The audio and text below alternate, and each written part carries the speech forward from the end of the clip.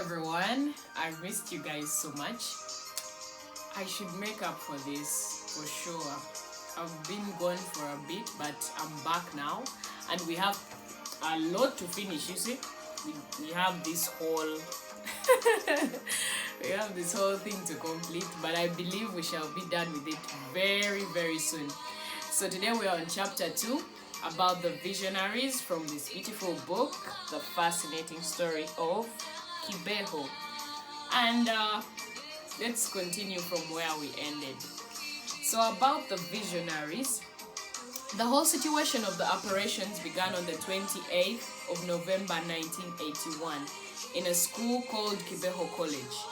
Kibeho College was founded in 1967 by Father Gregory Kamgisha, the then parish priest of that area. Ever since, this school has changed its name several times. In 1981, the school was called Kibeho College School, and later, since 1984, it was known as Kibeho School of the Letters. And nowadays, since 1998, it is called Mother of the Word High School. The story of the operations began one Saturday afternoon on the 28th of November 1981 when students were gathered together in the dining room for lunch. Suddenly, one student, Alphonsine, got up and began acting strange, like she was speaking to someone only visible to her. After ending her talks, she fell down heavily and appeared to have passed out. This confused the other students more, leading them to conclude that she had a mental problem or was possessed by evil spirits.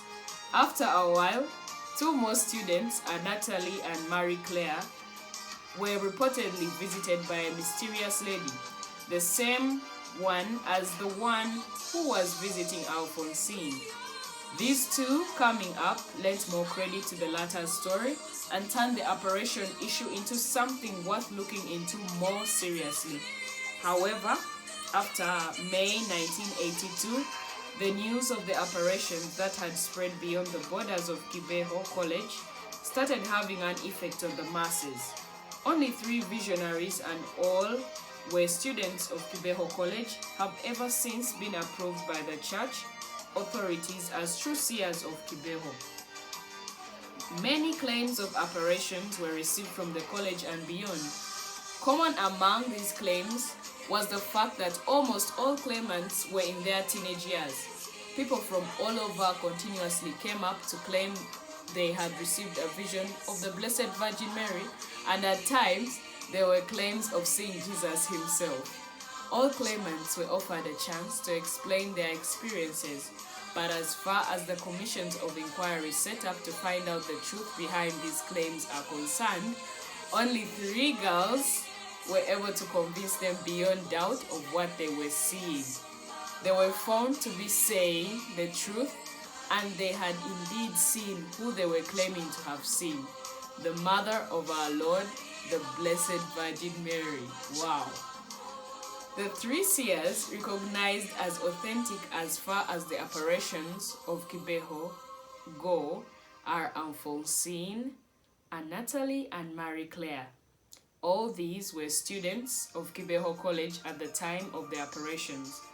By the time of printing this book, please buy this book. By the time of printing this book, only Natalie was still alive. She still stays in Kibeho at the very site of the apparitions where Mother Mary ordered her to stay until she tells her otherwise. Understanding the story of Kibeho needs us to get into the stories of these visionaries one by one, following and recounting of their personal experiences.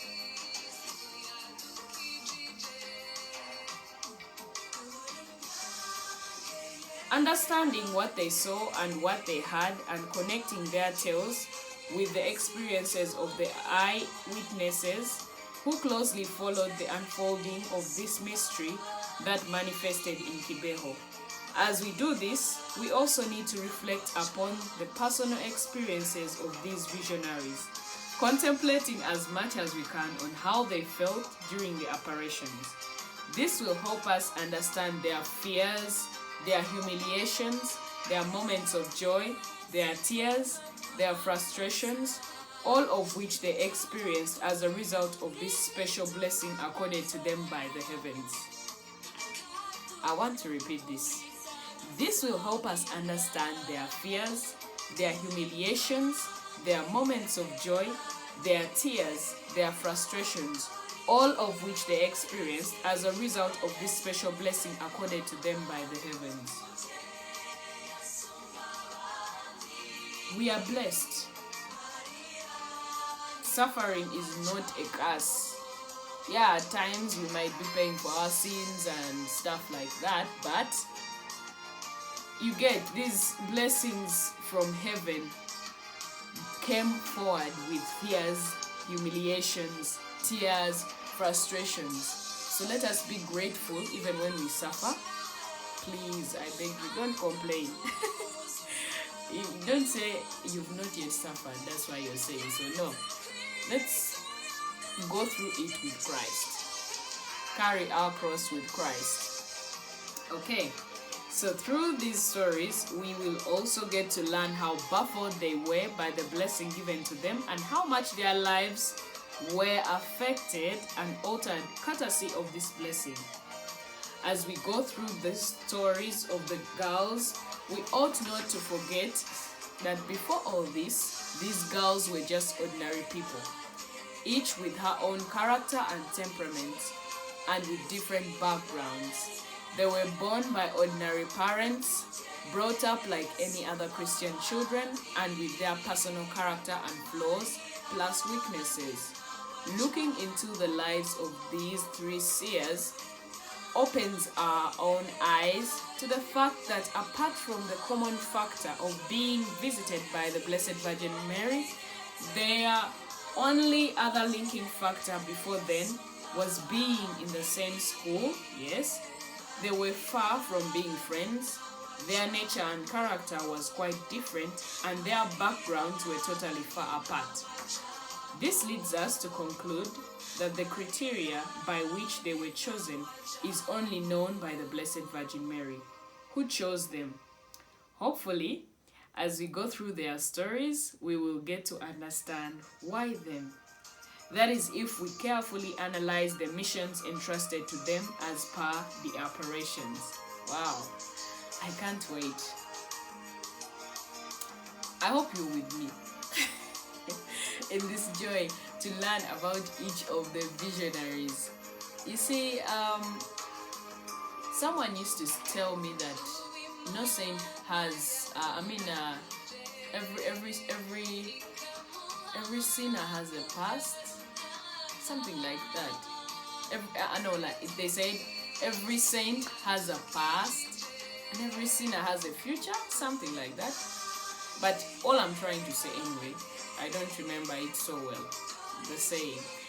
But I'm trying to bring you to a picture whereby we realize that every time we read about somebody, or you find yourself fitting there, and you're like, yeah, since this person lived this way, like now for the case of these visionaries, each of them I believe is different. Like they said, they are different from each other and they have different characters.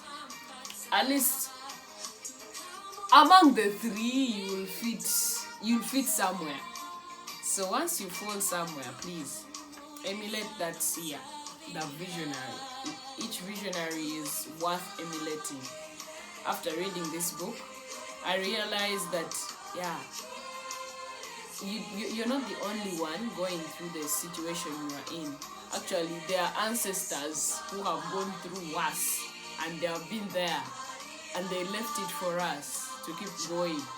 So let's not feel alone in this world with visionaries like this, especially the ones that they say they are ordinary people.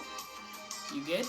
They are not saints, they are ordinary people like us, and their lives are what we emulate, because we are all striving for what? For holiness. So our first visionary is Alphonsine. Wow.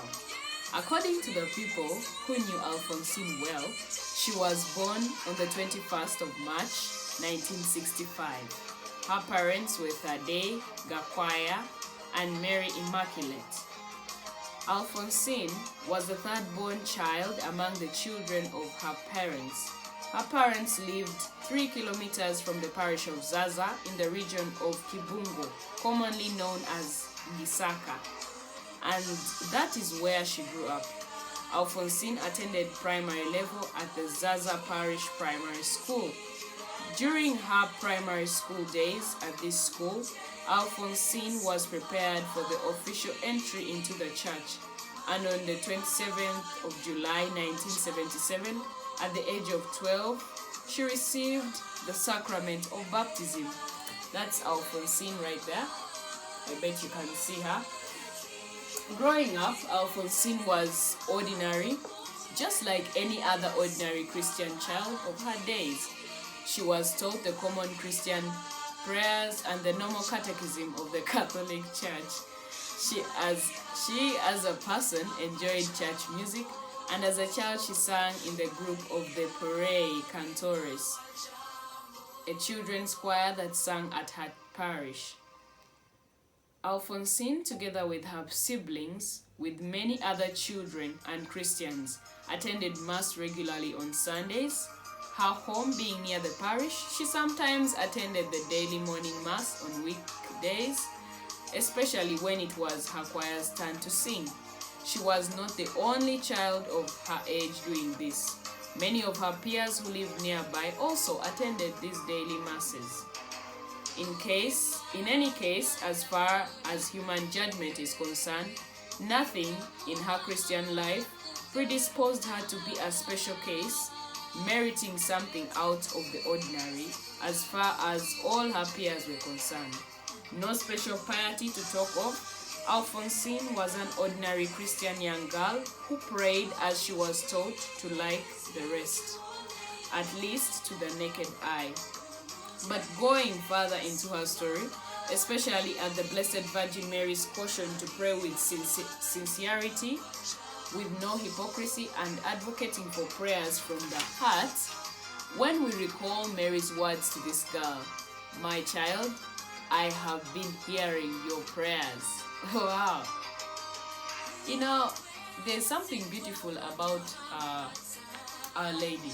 She understands us because we are children. So that prayer you're saying, that rosary keeps saying every day for a certain project, it's not going on deaf ears. She hears your prayers, and one day when it all comes to pass, she'll say, "I have been hearing your prayers. Here is what you have been asking for." She knows the best way to get anything from Jesus because that is her son. She knows her son better than anybody else. So let's continue with this spirit of begging her intercession. She's the one who can ask her son to do something for us. Remember the wedding at Cana? She literally went there and told the servants, "Do whatever he tells you to do." And that's how Jesus performed his first miracle. So if we need anything from God, we need anything from, she's the way. And Jesus gave her to us at the cross. So who are we to begin? If God used her to bring Christ to the world, who are we to wake up one morning and we are like, "No, we want to go to God first"? Can we follow order, please? So she told the girl, "My child, I have been hearing your prayers." We can't resist to wonder whether in her simplicity and as the young Alphonsine said her ordinary prayers wholeheartedly, was that humility at heart and simplicity in prayer the reason she deserved the visit from Our Lady? Well, this question is only the Blessed Virgin Mary who can answer, since she chose her as her first visionary in Kibeho. Alphonsine was from a broken family. Her father had divorced her mother and remarried, abandoning mother and children to only the mother's care and support. Already, that situation alone can put any young girl in a certain problematic psychological state. Like many other children from broken families, Alphonsine had her problems. But regardless of these problems, she harbored dreams and future expectations like any other young girl. Her biggest dream was relieving her family of the already burdensome life by studying hard, getting a job, and supporting her mother so that she didn't have to strain so much to raise upkeep for her siblings. So, Alphonsine teaches us here something. No matter how bad your home is, or where you grew up, or how things have been, your dream should never get out of that head of yours. Whatever you want to become will be fulfilled no matter where you come from. No matter where you come from. Do you have that dream? Yes, I have it. Present it to the Lord in prayer. If her dreams were to come true, Alphonsine knew that she had to work hard at school. And when time to wrap up her primary level of education came, she worked hard in hope of passing well the primary leaving examinations and joining a secondary school. From there, she would then join a higher institution, get a job, thus making her dreams of helping her mother a reality. However, Alphonsine's plans almost got shattered on return of the results from the primary leaving examinations. She had not passed well. Her marks were far from what she expected, and her admission for further studies came after an intervention from one of her relatives. Alphonsine was admitted into Kibeho College for the 1981 to 1982 academic year intake, but due to the state of affairs at home, she arrived 2 weeks later than the opening day, finding herself falling behind in notes and academics worth 2 weeks of coverage that her fellow students had already covered. And I want to end at that. We've looked at Alphonsine. I believe we shall look at Natalie and Marie Claire in the next video of mine. But let me leave you with this. Keep praying. You see, she didn't perform so well in her primary level, but she got into the school. Interesting. She had the dream. You have that dream. Please keep it there. Even if people say you can't do it, you can't make it, your family is this, in your heart you know you serve a living God. You have Mother Mary to intercede for you, to request for what you want from Jesus, from God. Keep that prayer. Just say that prayer with a lot of faith. I read somewhere where it said it's not about the eloquency of your prayer, but how deep you believe. Yeah. And I believe so. So let us keep that prayer going and develop a good culture of loving the Blessed Virgin Mary, the Mother of Jesus. No one knows you better than your mom. I can testify.